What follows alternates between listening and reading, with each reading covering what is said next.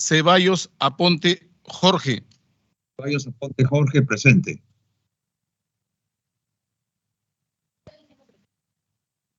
Congresista Ceballos Aponte Jorge. Presente.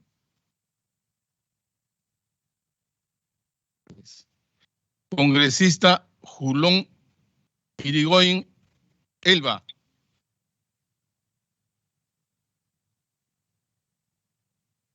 Congresista Julón Irigoyen Elba. Presente.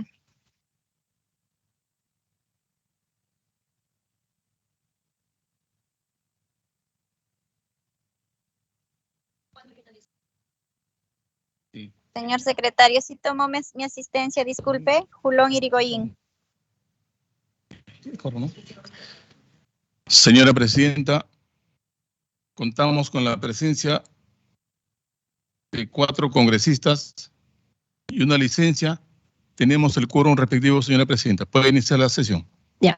Antes de iniciar, compañeros congresistas, parece que está fallando el internet. En todo caso, si no se les pudiera escuchar, agradecería que lo escribieran por el chat para tomar en cuenta la asistencia de los que se lleguen a conectar o alguna pregunta, ¿sí?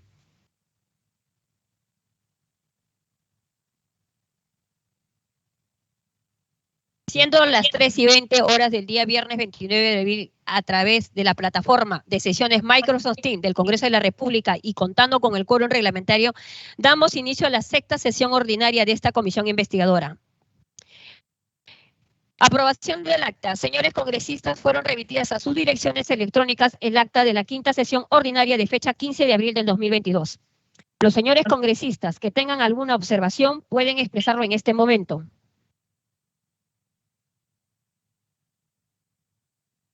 Al no haber observaciones, se da por aprobada el acta de la 5ª sesión ordinaria. Punto 2. Estación despacho. El equipo técnico de la comisión ha enviado a sus correos electrónicos los documentos para la presente sesión. Asimismo, se les ha hecho llegar a sus correos electrónicos la relación de documentos recibidos. Estación informes. Los señores congresistas que tengan algún informe que efectuar en la presente sesión tienen el uso de la palabra.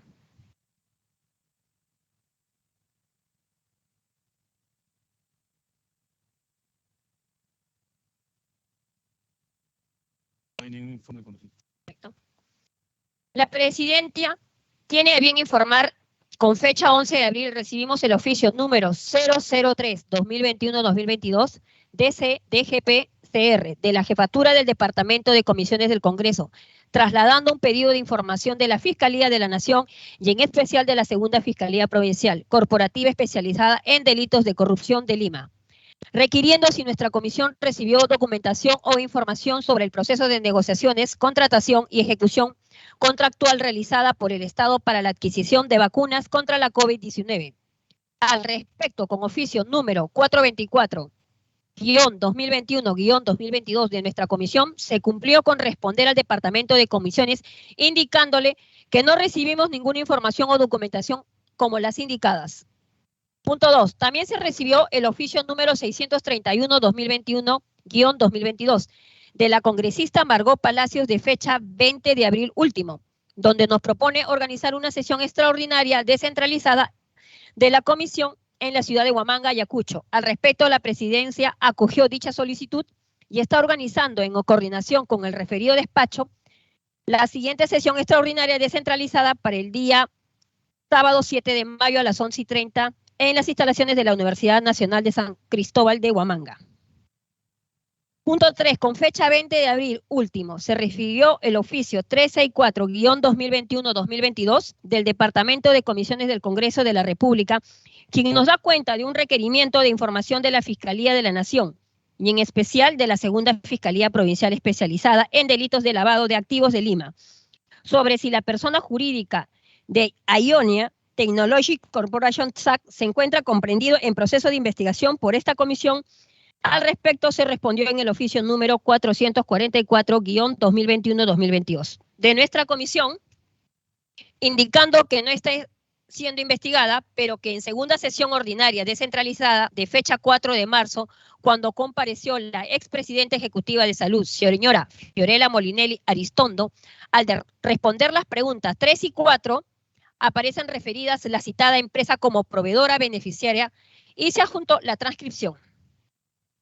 Siguiente punto. Con fecha 22 de abril último, se recibió una carta de la señora Fiorella Molinelli Aristondo, expresidenta ejecutiva de Salud, que contiene las respuestas en 54 páginas de un pliego interrogatorio efectuado por la comisión.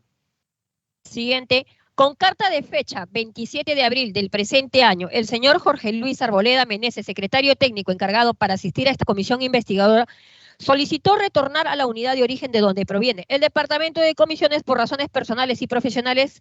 La Presidencia ha aceptado el pedido y con oficio número 453-2021-2022 ha puesto a su disposición el citado servidor al Departamento de Comisiones, agradeciéndole por sus servicios y deseándole éxitos en sus futuras responsabilidades. La Presidencia ha decidido encargar las funciones de la Secretaría Técnica al abogado servidor profesional del mismo Departamento de Comisiones, señor Víctor Soto Remusgo, que ya tiene y ya viene elaborando en esta comisión desde el inicio de sus actividades.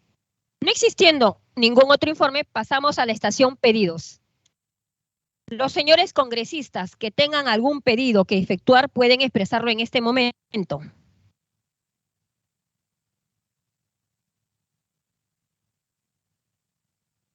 No hay ningún pedido, señora presidenta.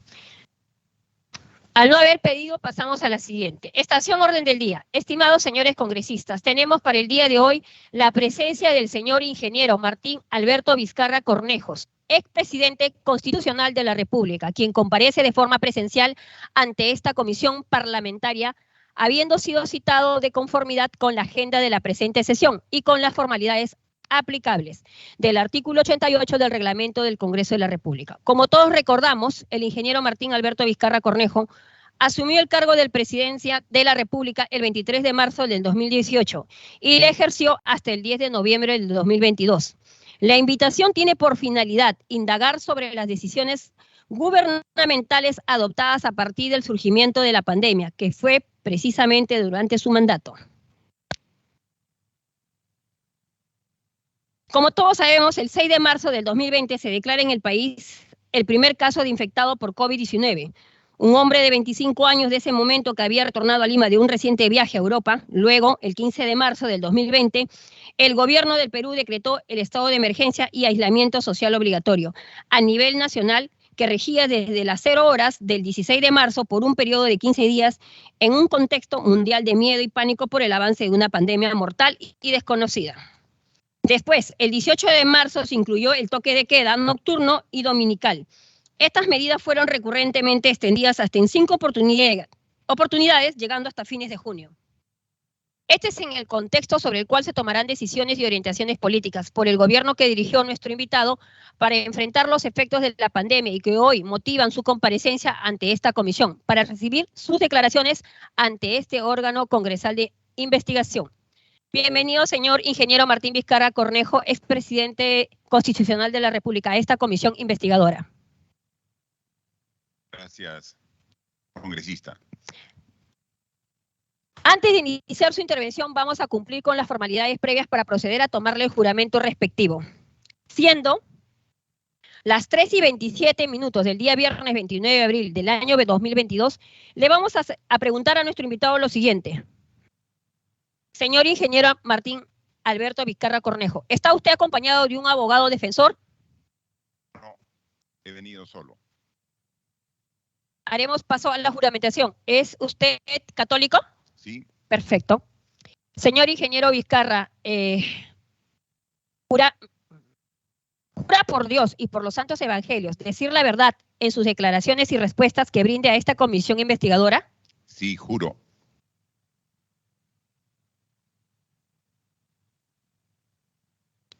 Colegas congresistas, a continuación corresponde, ya hemos recibido justamente por las interferencias que hemos tenido, el señor Vizcarra ya se encuentra sentado en la mesa. Daremos al asesor dar la lectura de los temas que debe abordar el expresidente, señor Vizcarra. Adelante, asesor. Gracias, señora presidenta. Antes queremos dejar constancia que se encuentran conectados a la sesión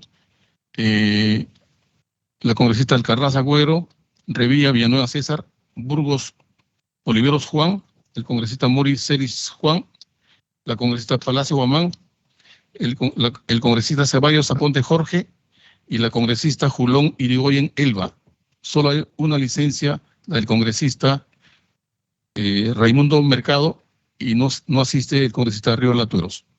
Dicho esto, señora presidenta, vamos a pasar a dar lectura de los temas que motivan la presencia de nuestro invitado. Punto 1. Explique usted las políticas diseñadas por su gestión como jefe de Estado para combatir los efectos de la pandemia provocado por la aparición del virus SARS-CoV-2, que se conoce como COVID-19. Punto 2. Explique las presuntas irregularidades que se habrían producido en la adquisición de las pruebas rápidas y moleculares para detectar el COVID-19 a través de la Central de Compras Públicas Perú Compras, organismo público adscrito al Ministerio de Economía y Finanzas, las razones y el sustento técnico que justifique el haber pasado de manera intempestiva a priorizar la adquisición de pruebas serológicas como método de diagnóstico del COVID en nuestro país. Punto 3. ¿Puede usted informarnos las medidas adoptadas por su gestión como jefe de Estado para solucionar el grave problema del abastecimiento del oxígeno durante la primera hora de la pandemia, donde se permitió su especulación? Esta circunstancia habría provocado el deceso de muchos peruanos de escasos recursos económicos y, sobre todo, el drama por la forma de la entrega de los restos a las familias y de la sociedad de no conocer exactamente la cantidad real de las personas fallecidas. Punto 4. Para que explique los motivos que usted considera por los cuales nuestro país llegó a tener la tasa más alta de mortalidad del mundo como consecuencia de la pandemia provocada por el COVID-19. Punto 5.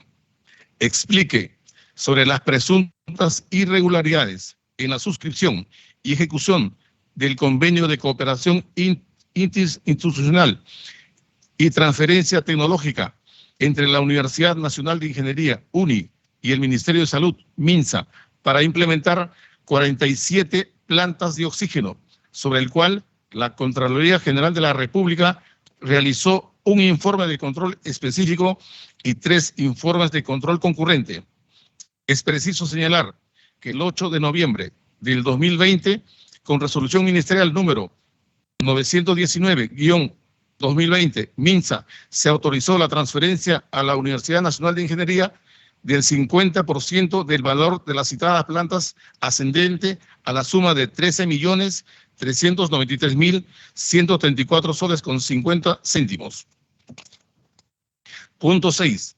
Para que explique las razones por las cuales no se concretó el proceso de negociación, la adquisición para el país de las vacunas contra el virus COVID-19, ya autorizadas en ese momento. Es el caso de las vacunas Pfizer, AstraZeneca, Sinopharm y Alianza Gavi. Es todas las preguntas, señora presidenta.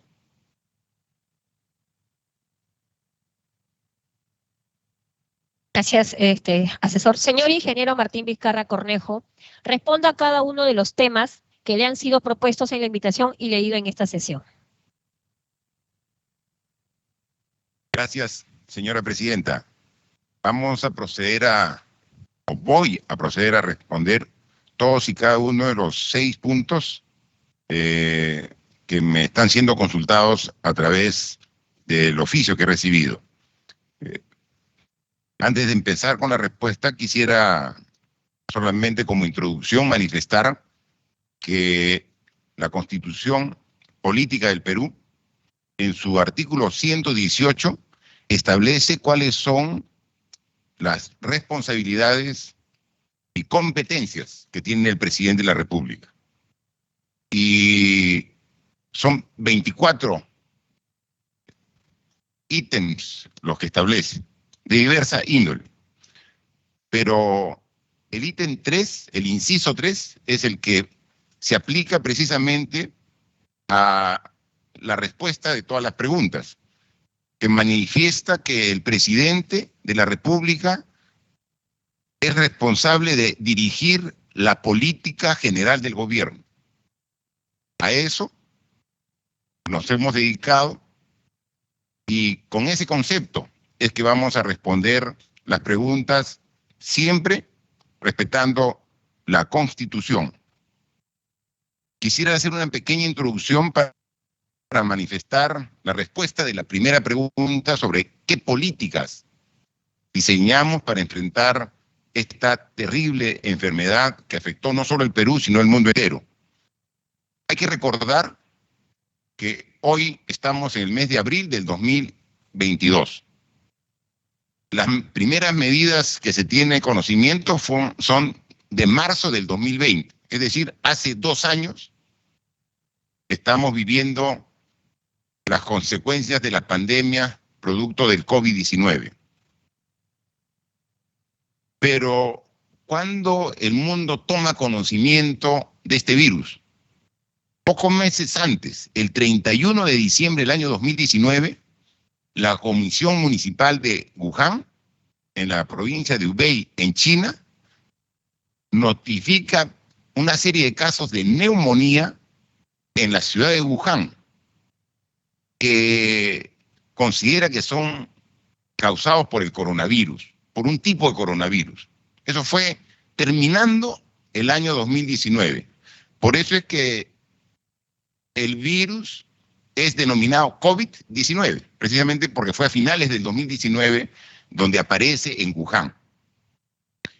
La Organización Mundial de Salud, preocupada por esa información, destaca una misión a Wuhan. Y el 22 de enero, es decir, 3 semanas después, emite una declaración confirmando que la transmisión de este virus se está dando entre seres humanos. Y a los 8 días, el 30 de enero del año 2020, la OMS, la Organización Mundial de la Salud, convoca al Comité de Emergencia luego de conocerse de que esa transmisión de estos primeros casos en Wuhan, China, se están trasladando a otros países y lanza una emergencia de salud pública de importancia internacional. Todo eso pasa en un mes, desde el 31 de diciembre del 2019 hasta el 30 de enero del 2020. ¿Cuándo reaccionamos nosotros? Inmediatamente, al día siguiente, el día 31 de enero, después que la OMS lanza la emergencia internacional, el Ministerio de Salud, con la ministra a mi cargo, ministra Inostroza, emite la resolución ministerial 039, que es publicada al día siguiente, el 1 de enero del año 2020. Es decir, inmediatamente, a los 2 días, emitimos como gobierno una resolución que establece un plan nacional para preparar los sistemas de vigilancia, contención y respuesta de nuestro país ante el riesgo de la introducción del COVID-19 al territorio peruano. Este plan incluye una serie de aspectos que comprende todo el país, todos los establecimientos de salud del país, y se fija en 5 puntos. El primero, que debemos fortalecer los mecanismos de coordinación sectorial e intersectorial y de educación para la salud en la población. El segundo, debemos fortalecer la vigilancia epidemiológica en los servicios de la salud del país.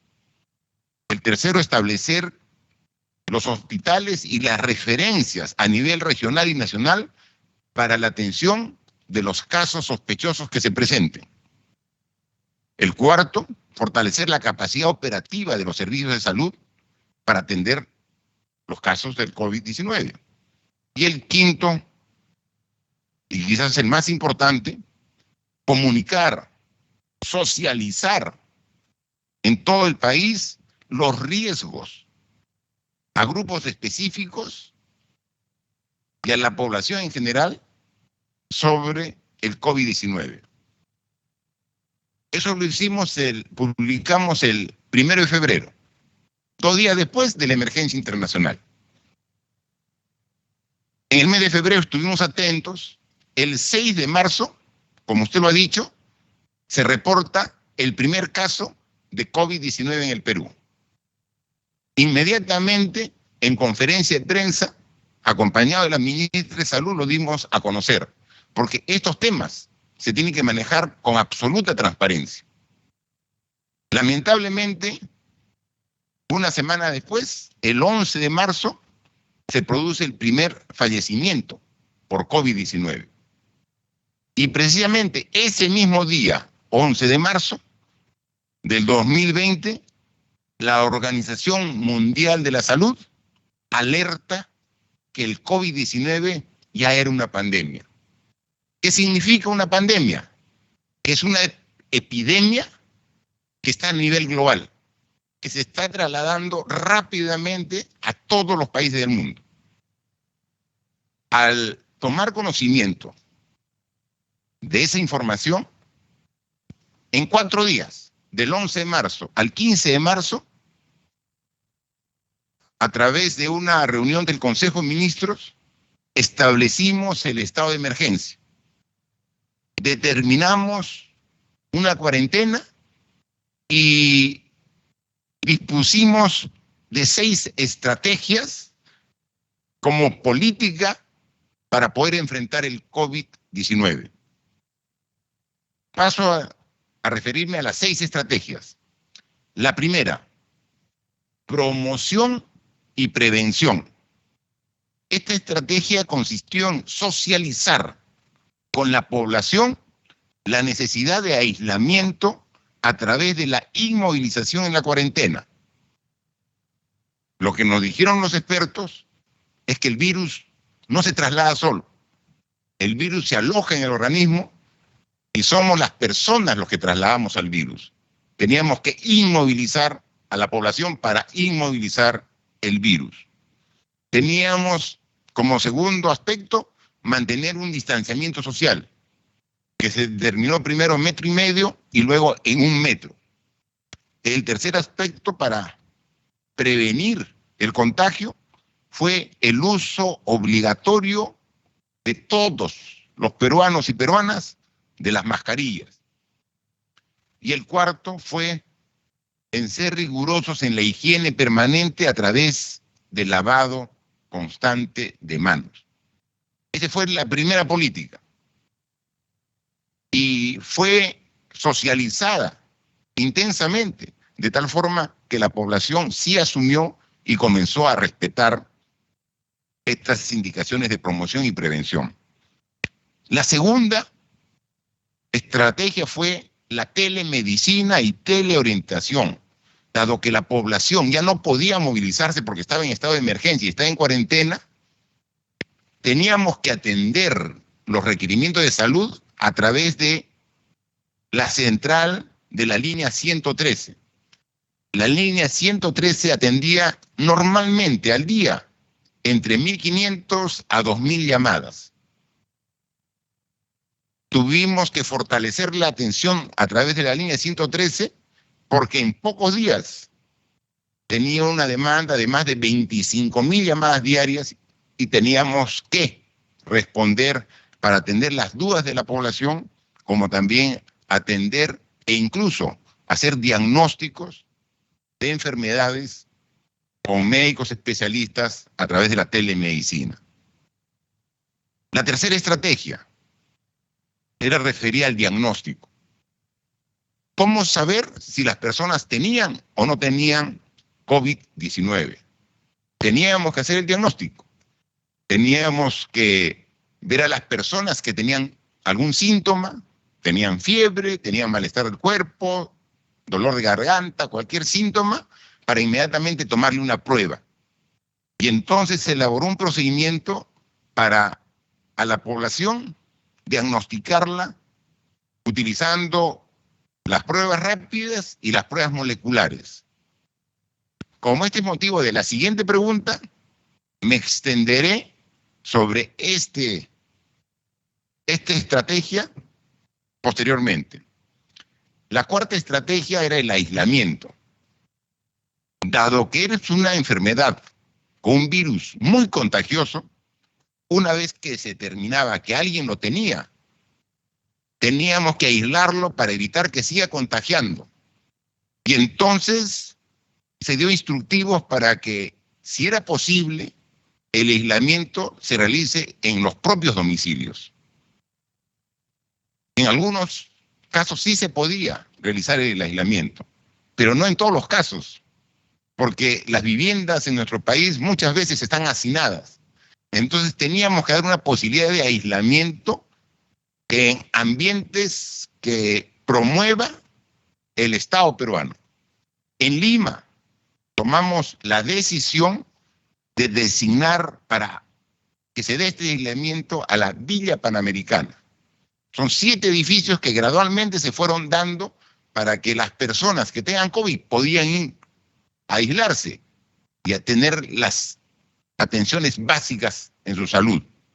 Y se coordinó con los gobernadores regionales para que, así como en Lima habíamos designado la Villa Panamericana, en las regiones vean instituciones educativas, vean algún tipo de ambientes para que puedan aislar a las personas ya diagnosticadas con el COVID-19. La quinta estrategia está referida a la hospitalización. Si se confirma de que una persona tiene COVID, está aislado, pero comienza a requerir de atención médica, ya necesita ir a un hospital. Señora Presidenta, cuando empezó la pandemia, hicimos una evaluación a nivel nacional de cuántas camas hospitalarias teníamos disponibles para atender a los enfermos de COVID. El dato exacto fue 835 camas. Inmediatamente comenzamos a hacer gestiones dentro de los propios hospitales, a construir hospitales temporales para aumentar la oferta de camas hospitalarias. Cuando terminó mi gestión en noviembre del mismo año 2020, ya teníamos 15.000 camas hospitalarias. Pasamos de 835, menos de 1.000, a 15.000 camas para atender a pacientes leves o moderados. Los pacientes graves tienen que ser atendidos en las unidades de cuidados intensivos, en UCI. De igual forma, hicimos el inventario cuántas camas UCI disponibles habían para atender a los enfermos de COVID que se agraven. El dato fue alarmante. Solamente 100 camas UCI a nivel nacional. Habían más, pero estaban determinadas y usadas en la atención de otras enfermedades. Teníamos 100 camas UCI disponibles. En noviembre del año 2020, cuando concluye nuestra gestión, dejamos 1.700 camas UCI. Ese es el esfuerzo que hicimos. De 835 camas hospitalarias a 15.000 camas hospitalarias. De 100 camas UCI a 1.700 camas UCI. Pero a pesar de todo el esfuerzo, lamentablemente, las personas con alguna comorbilidad fallecían. Entonces, teníamos que, como una estrategia, también tener un manejo funerario adecuado. La pandemia es la emergencia sanitaria más grave que ha sufrido en la historia el Perú y el mundo, con el consiguiente lamentable pérdida de vidas humanas. Se tuvo que también establecer un procedimiento donde intervenga el sector salud, salud, el MINSA, los gobiernos regionales, la Fiscalía, las Fuerzas Armadas, la Policía Nacional, para formar más de 500 equipos humanitarios para que puedan atender de manera digna a las personas que lamentablemente fallecían producto del COVID-19. Esas son las 6 estrategias como política que implementamos. Para ello, hasta el mes de julio, es decir, empezó el 15 de marzo el estado de emergencia, hasta el mes de julio, en 4 meses, tuvimos que dar 23 decretos de urgencia, 37 decretos supremos y 445 resoluciones ministeriales del sector salud, todos orientados para hacer viable estas 6 estrategias que habíamos dispuesto. Porque el sector salud estaba en condiciones deplorables. ¿Por qué estábamos tan desprotegidos? Porque las últimas décadas, los últimos 50 años, la salud no ha sido prioridad en los gobiernos, ha sido desatendida. El abandono sucesivo de gobierno tras gobierno. Sobre eso vivimos la negra etapa del terrorismo, que afectó más la economía y la infraestructura de salud. Ocurrió también que a través de la descentralización, a través de la regionalización, hubo una fragmentación del sistema de salud, encontrando muchos esfuerzos regionales inconclusos con hospitales a medio hacer abandonados, donde el gobierno nacional a través del Ministerio de Salud no podía intervenir porque era competencia regional. Todo eso influyó para que los resultados sean los que todos conocemos. Recordemos que antes de la pandemia ya teníamos serios problemas con la salud. Si uno sacaba una cita en el sistema de seguro social y salud, tenía que esperar 2 o 3 meses para ser atendido. Si uno iba y quería hacer una consulta en un hospital del MINSA, tenía que ir 2 o 3 de la mañana para poder ser atendidos. Con una situación tan precaria, encima nos viene la pandemia con todas sus requerimientos adicionales. Adicionalmente a ello, había un problema de organización. El sistema de salud tiene 32 subsistemas.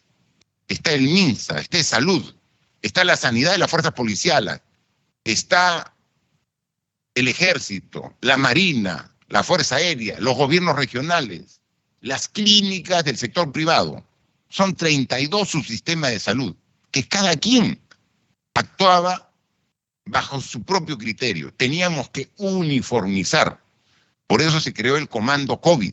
Le encargamos a la doctora Pilar Macetti para que lidere el Comando COVID y pueda establecer una estrategia común para atender esta pandemia de proporciones realmente inimaginables.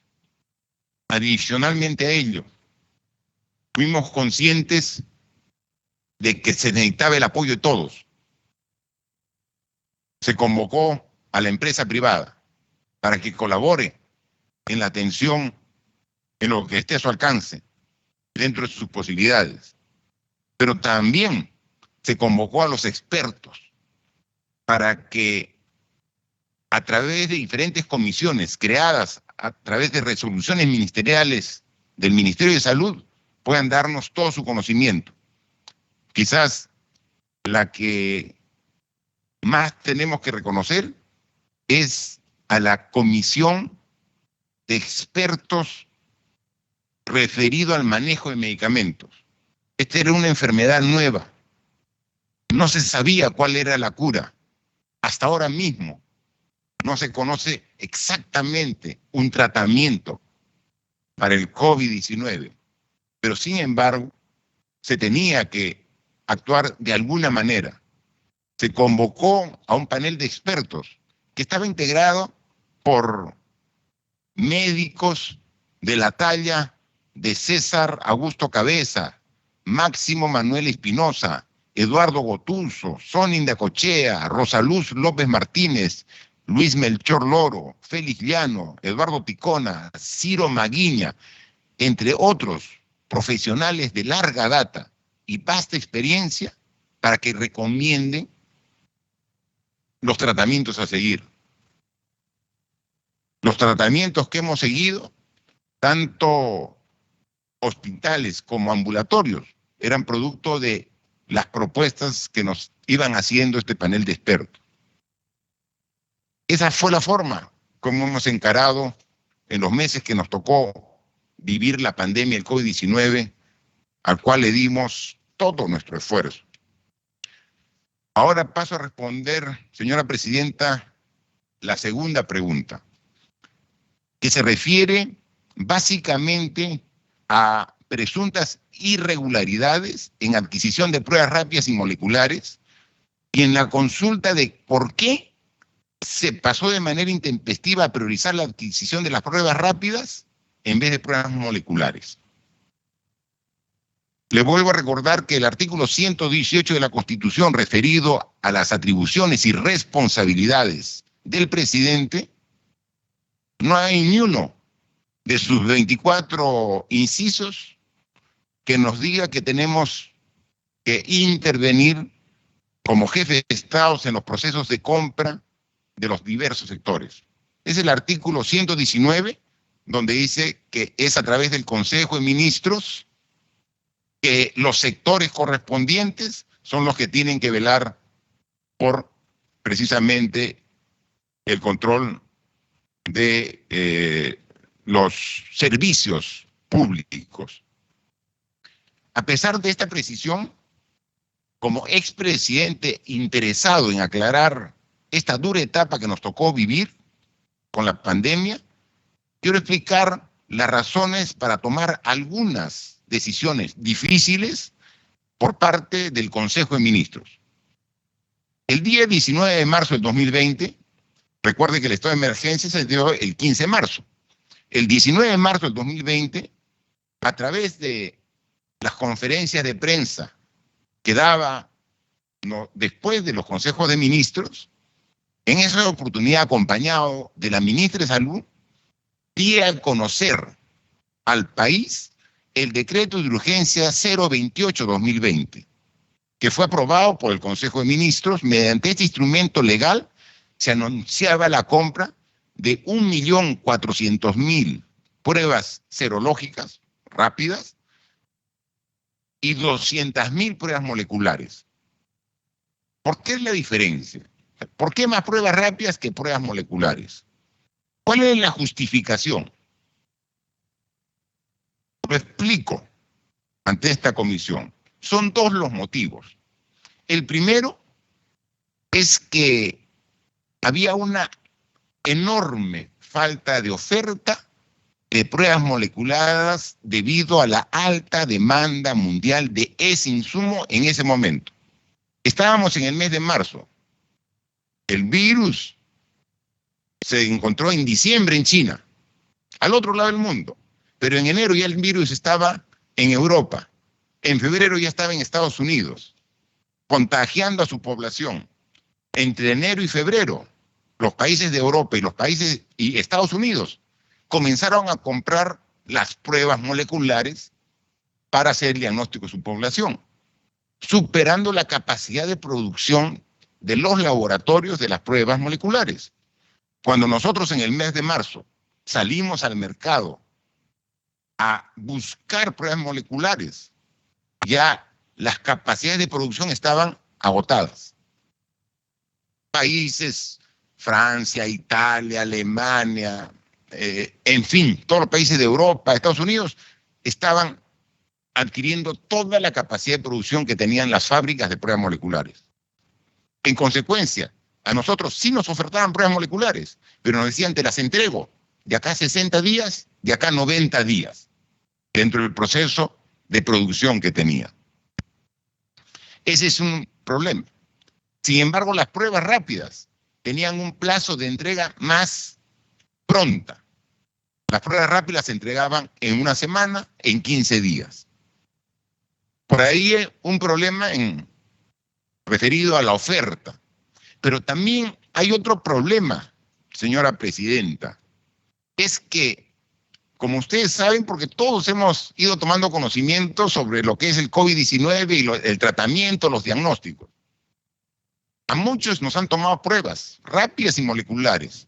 Una prueba rápida consiste en que te sacan una gota de sangre y en un indicador uno lo muestra para ver si está o no con el virus. El resultado lo tiene uno en 10 minutos, 15 minutos. Una enfermera calificada toma la prueba rápida sin ningún inconveniente. La prueba molecular, ¿cómo se realiza? Teníamos que recibir un hisopado en las fosas nasales, en el fondo de la garganta, pero ese hisopado no era procesado ahí delante de nosotros como una prueba rápida. Tenía que ir a un laboratorio para que en el laboratorio se determine si estaba o no en ese hisopado el virus del COVID-19. ¿Sabe que al inicio de la pandemia, señora presidenta, cuántos laboratorios había en el Perú para procesar las pruebas moleculares? 2. Uno aquí en Lima, en el Instituto Nacional de Salud, y el otro estaba en Loreto. ¿Por qué en Loreto? Porque en Loreto había un centro de investigación de enfermedades tropicales y tenía este laboratorio la capacidad de procesar pruebas moleculares. Y no había más. No había ningún laboratorio que esté avalado por el Instituto Nacional de Salud para que pueda procesar pruebas moleculares. La capacidad máxima que se tenía entre los dos laboratorios era para procesar 500 pruebas. Es decir, ínfimo. Entonces, habían 2 problemas para las pruebas moleculares. Es muy fácil decir, ¿por qué no compraron pruebas moleculares? No había en el mercado, se compraron, pero el plazo de entrega demoraba. Y así hubieran llegado, no teníamos cómo procesar porque no había laboratorios. Inmediatamente dispusimos para que se habiliten la mayor cantidad de laboratorios. Cuando concluyó mi gestión el 9 de noviembre del año 2020, es decir, de marzo a noviembre, ya estaban habilitados y funcionando 65 laboratorios para procesar las pruebas moleculares. Ya habían laboratorios en todas las regiones del país, que ahí han seguido habilitándose. En la actualidad, ya son cerca de 200 laboratorios que se tiene disponible. Pero cuando empezó la pandemia, estaba tan descuidado el sector que había solamente 2 laboratorios para procesar las pruebas moleculares. Entonces, si no tienen laboratorios y no hay quien oferte pruebas moleculares, teníamos que comenzar con las pruebas rápidas. Comenzamos con las pruebas rápidas que también determinan el diagnóstico. Obviamente hay que, como dicen los especialistas, hay que saber interpretar los resultados.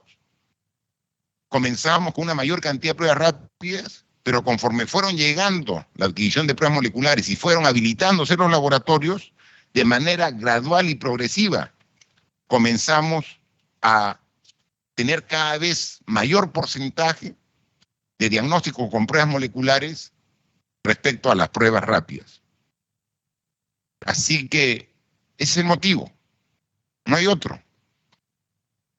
2 años después, cuando existe, ahora sí, uno puede comprar la cantidad de pruebas moleculares porque ya no hay el requerimiento y además las fábricas, los laboratorios han aumentado su capacidad de producción. Ocurre lo mismo como, por ejemplo, ahora con las mascarillas. Acuérdense en el mes de marzo, abril, lo difícil y lo caro que era comprar una mascarilla. Ahora, mascarillas hay en cualquier lugar y a precios pues mucho menores, porque ahora el mundo ha generado una producción masiva de mascarillas que es mucho mayor que la demanda. Incluso aquí en el Perú existen importadores que han importado por cientos de miles, millones de mascarillas. Y a partir del 1 de mayo ya no es necesario el uso de mascarilla en ambientes abiertos. Entonces, ese es el tema de oferta y demanda. En ese momento, al inicio de la pandemia, las condiciones eran completamente diferentes.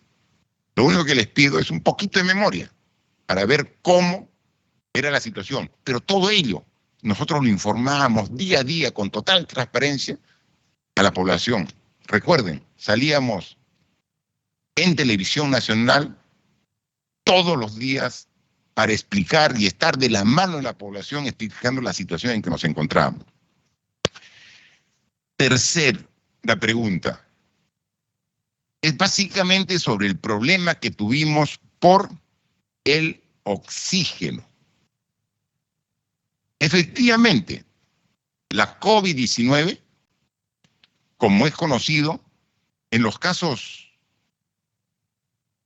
moderados y graves, afecta a los pulmones. Y si afecta a los pulmones, el tratamiento incluye la aplicación al paciente de oxígeno medicinal. Como el pulmón ha disminuido su capacidad, requiere de oxígeno para poder cumplir con las funciones vitales como organismo.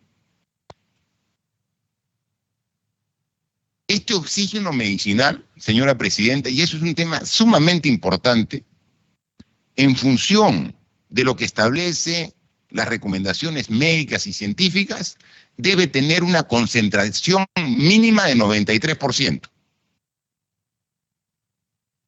No puede ser cualquier oxígeno, tiene que ser un oxígeno medicinal para uso humano. Y la concentración mínima es del 93%. En el Perú, en los hospitales, en las clínicas, en los centros de salud, hemos venido usando ese oxígeno con esta concentración del 93% sin ningún problema hasta el año 2009. No había ningún problema.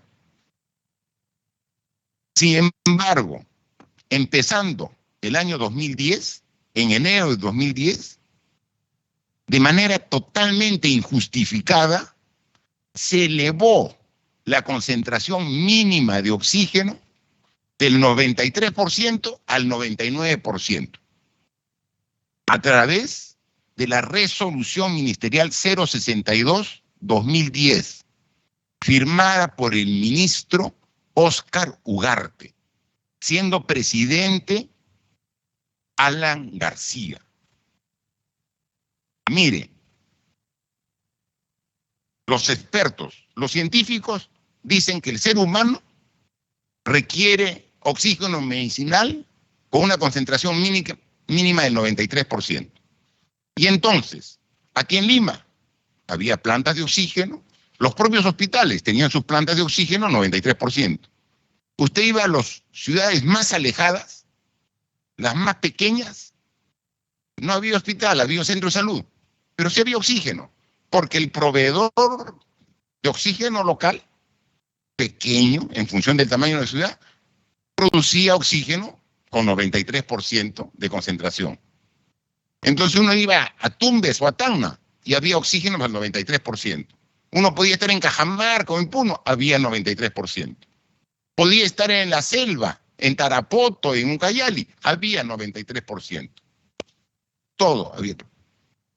Y se da esta resolución ministerial, elevando la concentración al 99%, sin justificación. Para producir oxígeno al 99% ya se requiere otra tecnología. Para llegar a esa concentración se requiere otro tipo de inversión. ¿Qué es lo que se generó el año 2010? Un monopolio. Solo una empresa en el país podía producir oxígeno medicinal 99%. Y los cientos de pequeñas empresas que también producían oxígeno 93% tuvieron que cerrar, porque no podían producir el oxígeno medicinal al 99% que la norma puso como exigencia a través de esta resolución ministerial, la 062 del año 2010, el ministro Óscar Ugarte monopolizó el oxígeno en el país, haciéndonos dependientes de una empresa, poniendo en riesgo la salud de la población, siendo evidente este riesgo en la pandemia. Porque claro, en condiciones normales, esta empresa podía dar el oxígeno a Lima, mandaba su camioncito a Arequipa, mandaba su camión a Trujillo, mandaba y comenzaba a repartir. En condiciones normales, comienza.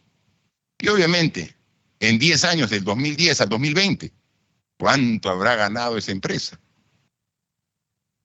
Pero el 2020, con la pandemia, con este virus que afecta a los pulmones, se requiere el doble de oxígeno, el triple de oxígeno, 4 veces el oxígeno. Yo pregunté en algún momento, siendo presidente, ¿cuánto ha aumentado la demanda de oxígeno? Me dijeron alrededor de 8 veces. De lo que normalmente se necesitaba, había un requerimiento de 8 veces más.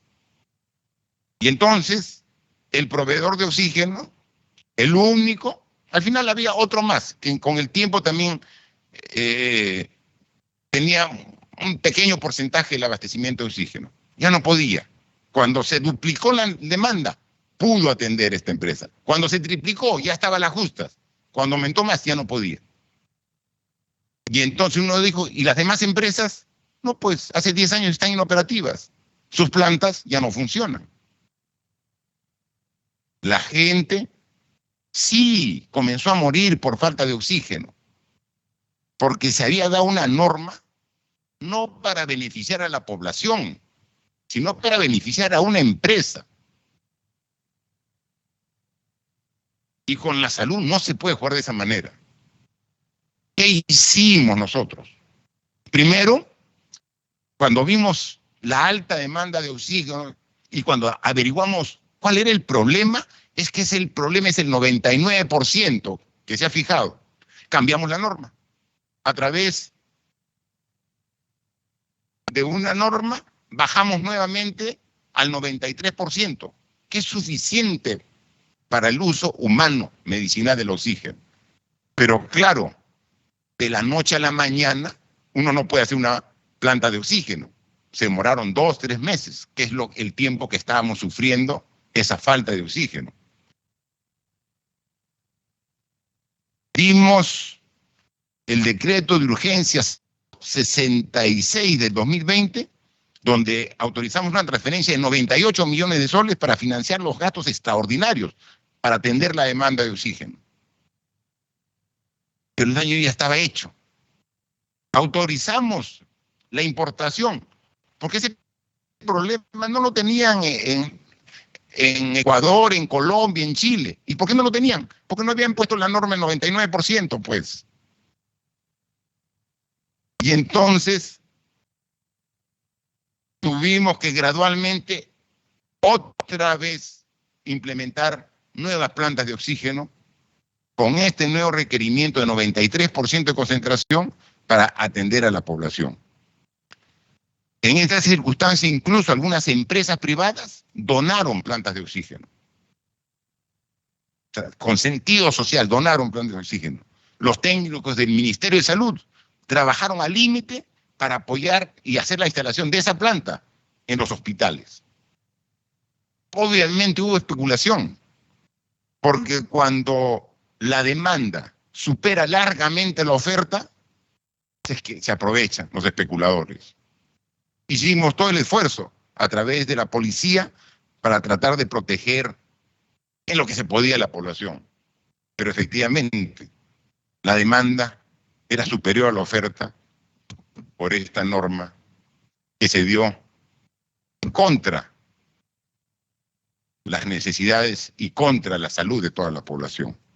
Eso es lo que puedo. Pero sí reaccionamos. E incluso el oxígeno también se usa en plantas industriales. O sea, tiene un uso industrial. nosotros dimos una norma para que se priorice el uso humano. Es decir, párame la industria, es preferible, párame mientras que ese oxígeno vaya a atender a las personas. Cuando se equilibre, recién puedes nuevamente usar el oxígeno para uso industrial. Así que dimos esa norma, dimos presupuesto, cambiamos la concentración, pero definitivamente sí, pues esa norma causó mucho daño para poder enfrentar el COVID. La cuarta interrogante, señora presidenta y señores congresistas, los motivos que usted considera por los cuales nuestro país llegó a tener la tasa más alta de mortalidad del mundo.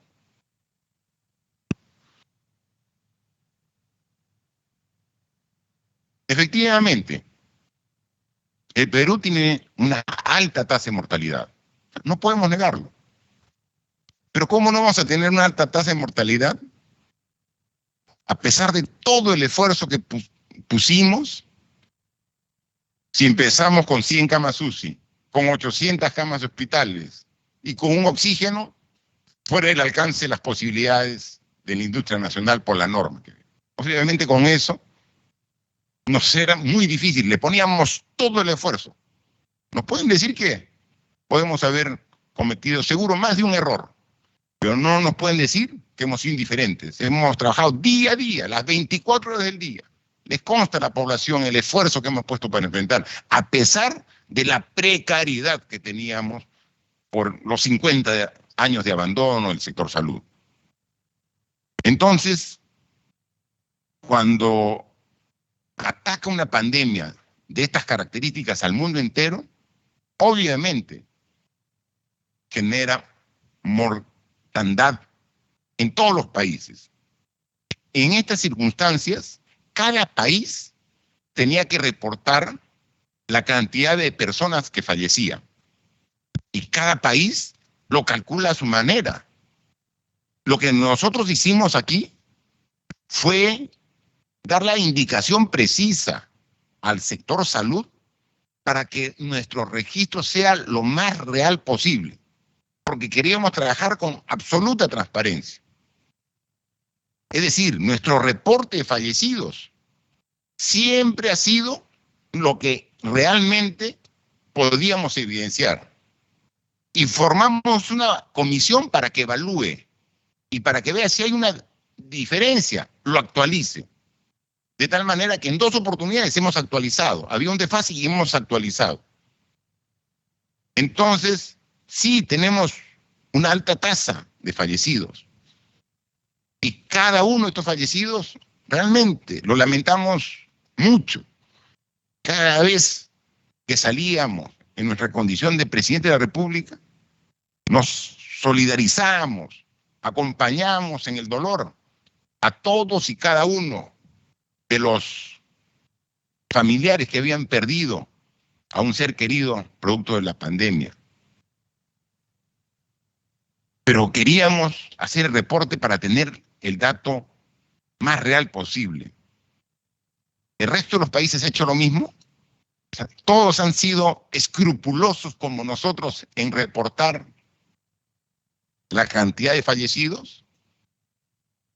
Eso normalmente se termina cuando la pandemia ya está bajo control. Ya la Organización Mundial de la Salud está determinando y está verificando la información de todos los países para ver si lo que ha informado es real o no es real. Ya hace 3 semanas ha estado una delegación de la Organización Mundial de la Salud aquí en Lima, Perú, y ha reconocido que aquí se ha hecho un esfuerzo por reportar lo real y que es uno de los países que mayor esfuerzo ha hecho en ello. Lo que no ha ocurrido en muchos países en el mundo. Pero todo al final se va a saber. Es cuestión de un poquito de paciencia para saber exactamente las cifras reales de nuestro país y de los diversos países del mundo. La Organización Mundial de la Salud, la OMS, está trabajando el sinceramiento de toda la información. Es decir, toma como referencia lo que informaron los países, pero ellos mismos están verificando. Y han manifestado que en algunas semanas ya van a tener el primer reporte, la Organización Mundial de Salud, sobre la tasa de fallecimiento que existe en todos los países y a nivel mundial. Pero mire, hay una información que hemos podido acceder de una revista científica. Se llama Lancet. Es una revista científica que ve temas médicos, ¿no? Y ha publicado el 10 de marzo, aquí está publicado el 10 de marzo de 2022, aquí puede ver la estimación del exceso de mortalidad debido a la pandemia de COVID-19, un análisis sistemático de la mortalidad relacionada con el COVID-19, 2020 y 2021. Ellos han analizado, esta revista científica, la mortalidad de 191 países en el mundo. Y han comenzado uno por uno. ¿Y qué cosas han encontrado? Por ejemplo, ellos han hecho un corte al año 2021, a fines del 2021. O sea, han analizado 2 años. Desde el 1 de enero del 2020, todo el año 2020, hasta el 31 de diciembre del año 2021, todo el año 2021. Han analizado 2 años. Y ellos, sumando el reporte de todos los países, han visto que se ha reportado que han fallecido en esos 2 años a nivel mundial 5.940.000 personas. 5.940.000 personas. Es lo que ellos han visto que se ha reportado como fallecidos por COVID-19. Pero luego han ido a otra fuente. Se han visto cuál es el exceso de personas fallecidas a nivel mundial en esos 2 años. Porque aquí en el Perú, en Lima, en todos los países, todos los años muere gente. Con COVID o sin COVID, muere gente. Entonces lo que quieren, ¿cuál es el exceso? Porque hay un promedio de gente que muere al año. Por enfermedad, por accidentes, por criminalidad, etcétera, etcétera. Y ellos han determinado que el exceso de fallecidos en el mundo es de 18.200.000 personas. Miren, están reportados menos de 6 millones, pero el exceso de mortalidad en el mundo es 18 millones, es decir, más de 3 veces la cantidad. Se da cuenta que hay una gran diferencia entre lo que se reporta y lo que es real. Por eso esperemos que finalmente este tipo de instituciones, la propia Organización Mundial de la Salud, determine cuál es la tasa por cada país. En nuestro país sí ha sido una tasa alta, por los problemas propios que hemos tenido. Pero veamos si somos la tasa más alta del mundo, como se dice en la pregunta. Esperemos la Organización Mundial de Salud. Porque yo veía un poco, este es un informe muy extenso, de alrededor de 90, 100 páginas, y veía que hacían el análisis por país. Y solamente le hago referencia a 4 países que me llamó la atención, porque hacen de cada país, ¿no? Por ejemplo, dicen que en esos 2 años, 2020 y 2021, nuestro país vecino de Bolivia ha reportado que tiene 19.700 muertos por COVID. Bolivia. Pero sin embargo, ellos han visto que el exceso de fallecidos en esos 2 años son 161.000 personas. 161.000 personas fallecidas y solamente reportados 19.700. ¿Ven la tremenda 8 veces de diferencia? Ni qué decir Venezuela.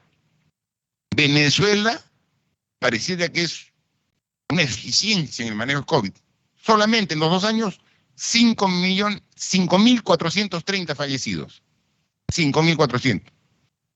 Esta revista ha evaluado que en Venezuela, en esos 2 años, el exceso de fallecidos no son 5.000, sino son 164.000 personas fallecidas. 30 veces más. México, un país grande, ha reportado que en esos 2 años tiene 418.000 fallecidos. Se ha determinado que en esos 2 años el exceso de fallecidos son 798.000, casi el doble. Pero no solamente estamos hablando de países de Latinoamérica, por ejemplo, Alemania, país del primer mundo, reconocido como una potencia en ciencia, en tecnología, ha reportado 112.000 personas fallecidas por COVID en los 2 años, 2020 y 2021. Y ellos han determinado que en Alemania el exceso de fallecidos son 203.000. Y están reportados solo 112.000. Entonces, todo eso es parte de una evaluación. Así que, simple y llanamente, hay que esperar, porque como podemos apreciar, no es posible ahora realizar comparaciones entre los países, sino al final de la pandemia, en que tendremos un panorama claro, cuando se insere estos subregistros que hay en muchos países, también quizás en el nuestro, pero habrá un subregistro pequeño, porque hemos siempre indicado acercarnos lo más posible a la realidad. Este estudio lo está realizando la Organización Mundial de la Salud. Le aseguro que en pocos meses este estudio lo tendremos para saber exactamente cuál es la situación global de personas fallecidas por el COVID-19. La pregunta número 5, señora presidenta, habla sobre un convenio entre el Ministerio de Salud y la Universidad Nacional de Ingeniería. Lo único que le puedo decir es que este convenio se firmó el 30 de octubre del 2020. Nosotros fuimos vacados ilegal e inconstitucionalmente el 9 de noviembre. O sea, casi a la semana. O sea, ¿qué le puedo comentar sobre este convenio? Si a la semana nos habían vacado, cualquier cosa al respecto tendría que consultarlo a la siguiente administración, quien estuvo responsable en su momento. Nosotros ya prácticamente estuvimos de salida. Y la sexta, pero no por ser la última, menos importante pregunta, voy a leer la pregunta para hacer claro también la respuesta, señora presidenta, para que explique las razones por las cuales no se concretó en el proceso de negociación la adquisición para el país de las vacunas contra el virus COVID-19 ya autorizadas en ese momento. Es el caso de las vacunas Pfizer, AstraZeneca, Sinopharm y Alianza Gavi. Dice, ya autorizadas en ese momento.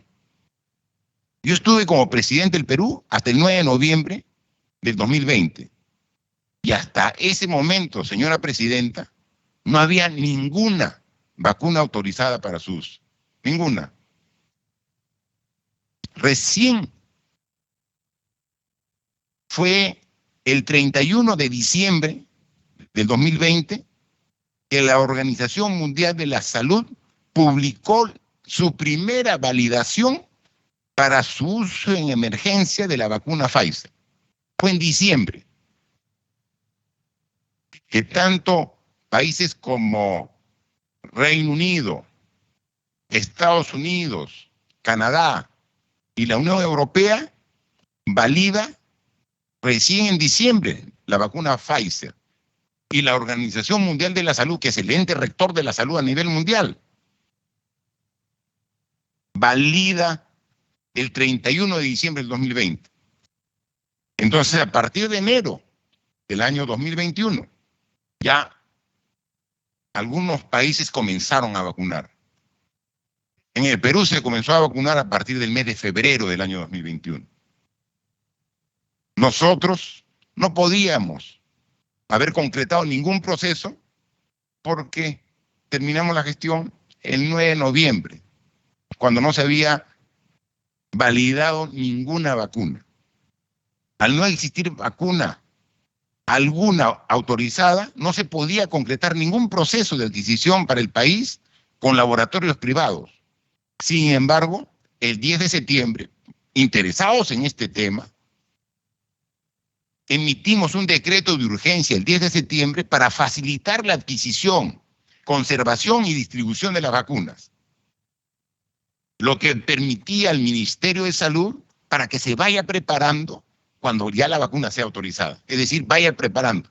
El 10 de septiembre ya dimos un decreto de urgencia para facilitar. Es preciso informar que el 21 de septiembre del año 2020, el viceministro de Salud, el señor Luis Suárez, firmó el acuerdo de pago con COVAX Facility. Era una iniciativa de la OPS, la Organización Panamericana de la Salud, para el suministro de las primeras, los 11 millones de dosis de vacuna.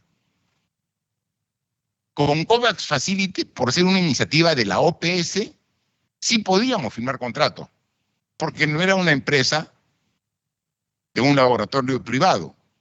Sin embargo, no sabíamos qué vacuna podía COVAX Facility proveer. Simplemente era una iniciativa para que todos los países aseguren por lo menos la inmunización del 20% de su población. Por eso es que se habló de 11 a 13 millones de dosis para comprar y se pagó a COVAX Facility. Pero para ello tenía que la OMS autorizar el uso de vacuna y COVAX Facility podía comprar cualquiera. Entre febrero y marzo del año 2021 comenzaron a llegar las vacunas que en nuestra gestión compramos en el mes de septiembre del 2020 a esta iniciativa global, porque no podíamos comprar a laboratorios privados mientras que no se autorice su uso por parte de la Organización Mundial de la Salud. Entonces, hemos puesto todo nuestro esfuerzo, lo cual fue continuado con el siguiente gobierno, que permitió que a partir del mes de febrero comiencen a aplicarse las vacunas de manera sistemática, gradual y progresiva a todos los peruanos. He dado respuesta a las 6 interrogantes que usted me ha hecho, señora presidenta de la comisión. Gracias. Los señores congresistas que deseen intervenir formulando preguntas pueden apuntarse en el chat o pedir el uso de la palabra.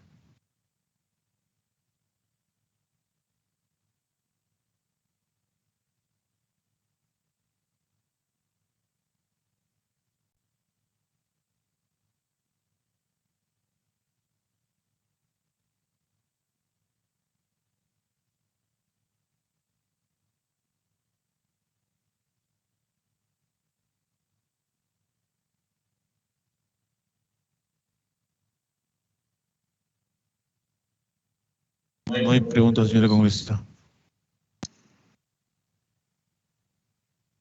Señor ingeniero Martín Vizcarra, ¿podría usted indicarnos, la presidencia que te va a hacer la pregunta, qué empresa se benefició en la expedición del Decreto Supremo 062-2010 MINSA cuando el señor Óscar Ugarte fue ministro de Salud?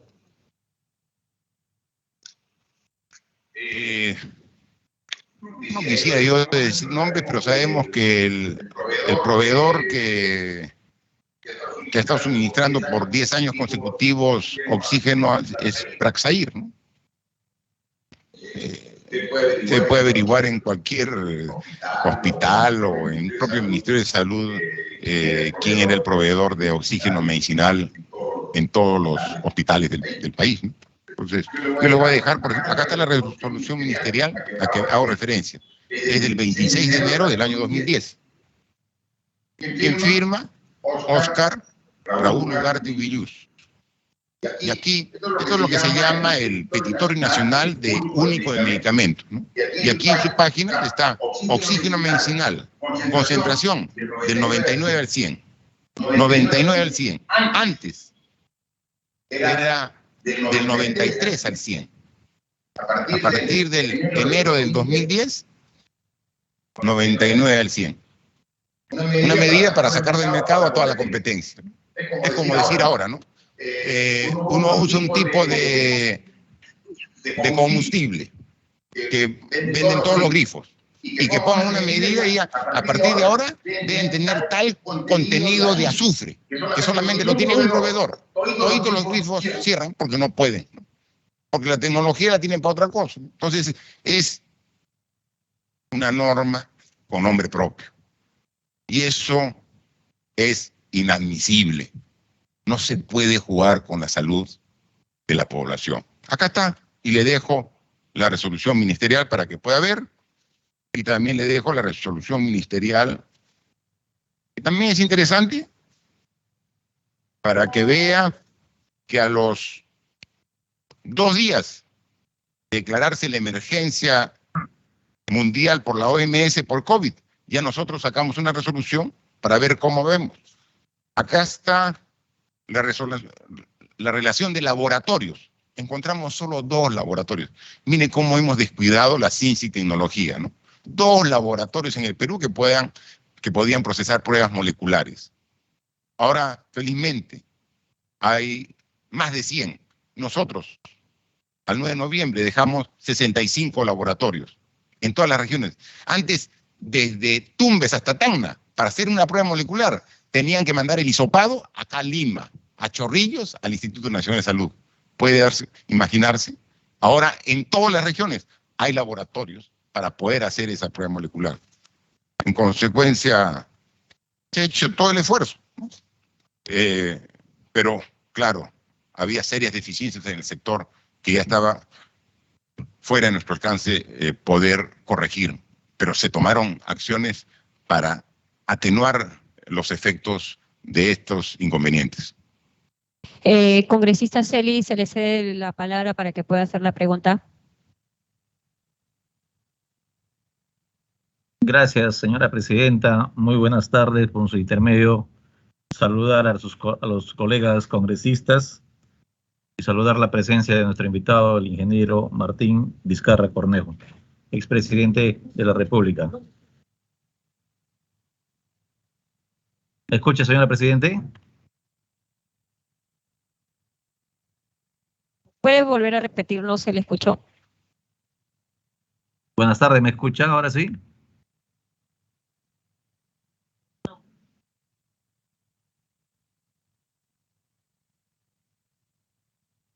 Sí, congresista, dígame. Hágala su pregunta, por favor. Buenas tardes, señora presidenta. Por su intermedio, saludar a los congresistas, a los colegas congresistas, y la presencia del ingeniero Martín Vizcarra Cornejo, expresidente de la República. Sí, tengo yo algunas consultas que hacer referente al tema al que se ha sido invitado el ingeniero Martín Vizcarra. ¿Cuáles fueron los motivos que imposibilitaron la suscripción del contrato con el laboratorio Pfizer para la adquisición de la vacuna contra la COVID-19 cuando ya existía un acuerdo previo? La otra pregunta, por favor, ¿cuántos contratos y o acuerdos para la adquisición de vacuna contra la COVID-19 se suscribieron en su gestión y a cuánto ascienden las transferencias realizadas para su ejecución? Otra pregunta también, señora presidenta. ¿Qué medidas se adoptaron para determinar responsabilidades políticas y administrativas respecto a la aplicación de la medida de la salida diferenciada de hombres y mujeres que ocasionó el incremento de casos severos por la COVID-19? Esas 3 preguntas por el momento, señora presidenta, que nos responda nuestro invitado.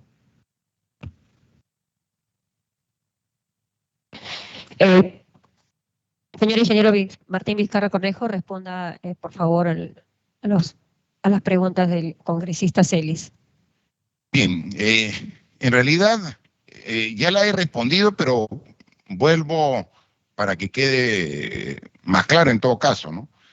Nosotros, durante nuestra gestión hasta el 9 de noviembre, no suscribimos ningún contrato de adquisición de vacunas porque ningún laboratorio aún había aprobado su vacuna a través del órgano competente, que es la Organización Mundial de la Salud.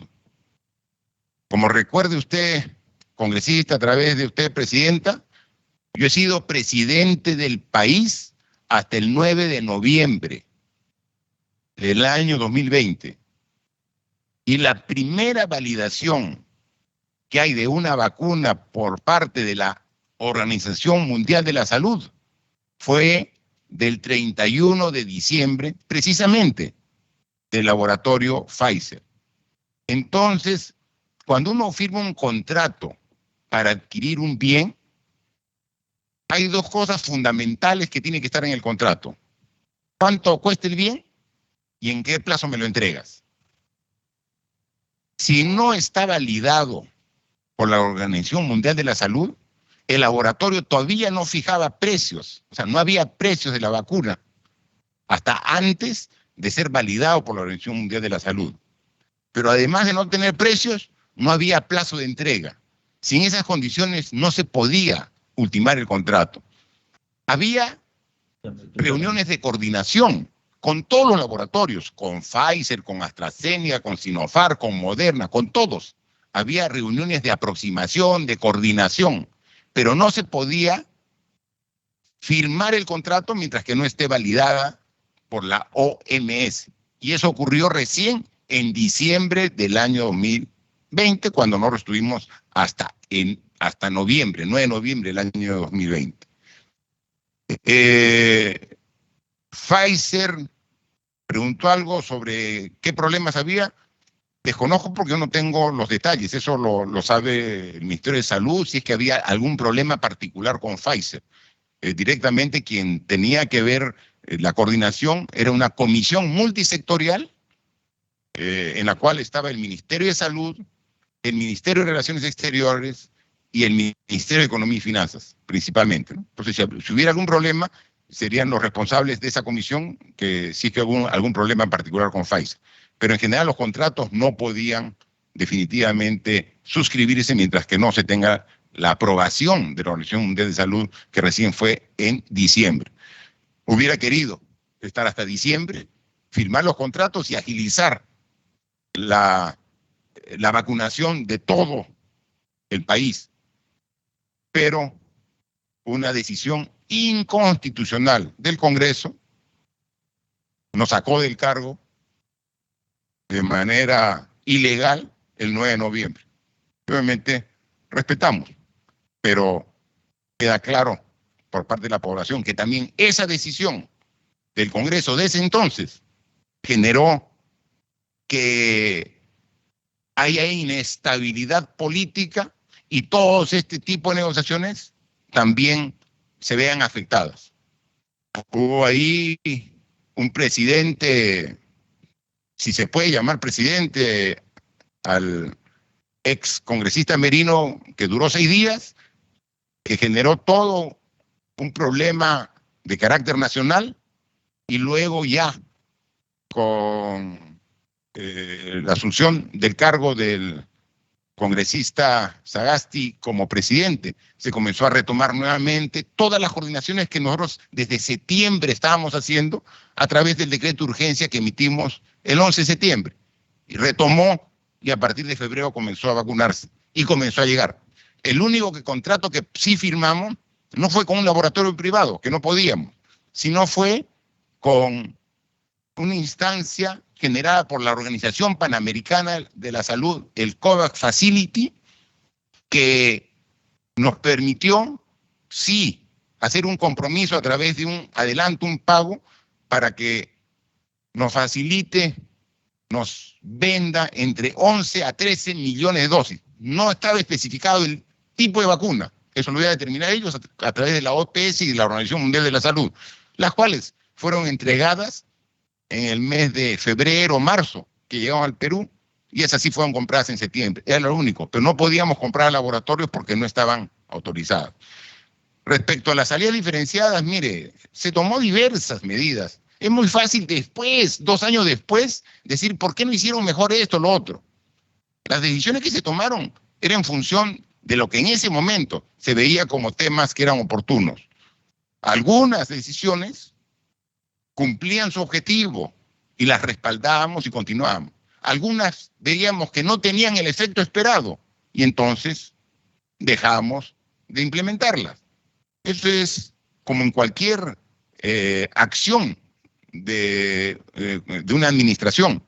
Pero lo que sí tengo que destacar es que todo lo comunicábamos. aquí fue fundamental nuestro trabajo comunicacional del gobierno. Ahora mismo, ¿sabemos cuántas vacunas se han aplicado esta semana, la semana anterior? Los problemas sabemos, yo veo por ahí una noticia, están por vencerse 1 millón de vacunas. ¿Sabemos? ¿Hay comunicación de gobierno? Nosotros todos los días teníamos una comunicación directa, pero además teníamos campañas de sensibilización. Por eso todo el mundo usaba mascarilla, porque estaba consciente de la necesidad de su uso. Es decir, le dimos la real importancia a la comunicación de gobierno para que las medidas y decisiones que se tomaran sean de conocimiento de toda la población. Gracias. ¿Algún otro congresista que desee el uso de la palabra?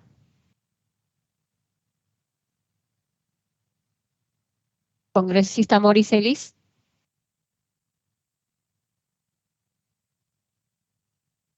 No, señora presidenta, ya hice las consultas.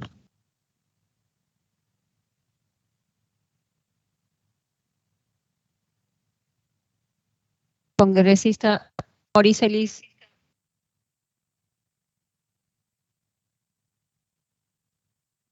Señora presidenta, ya hice las consultas respectivas. Que como está con la mano levantada, congresista.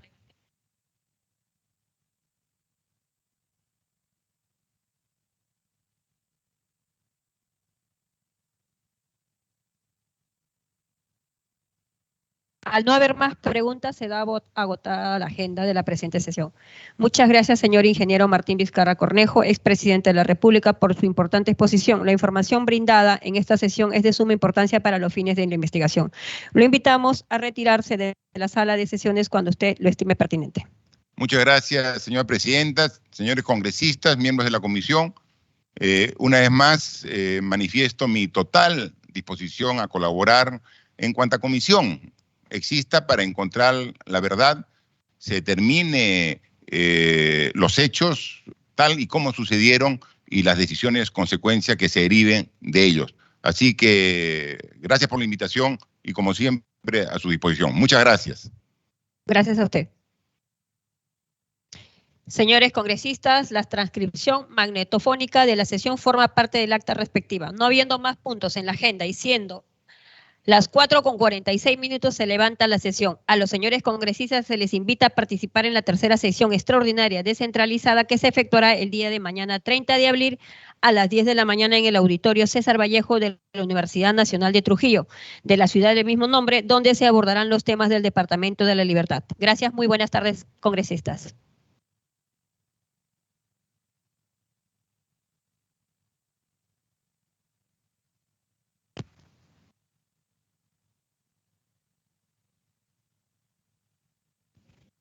Muchas gracias, presidenta. Hasta luego.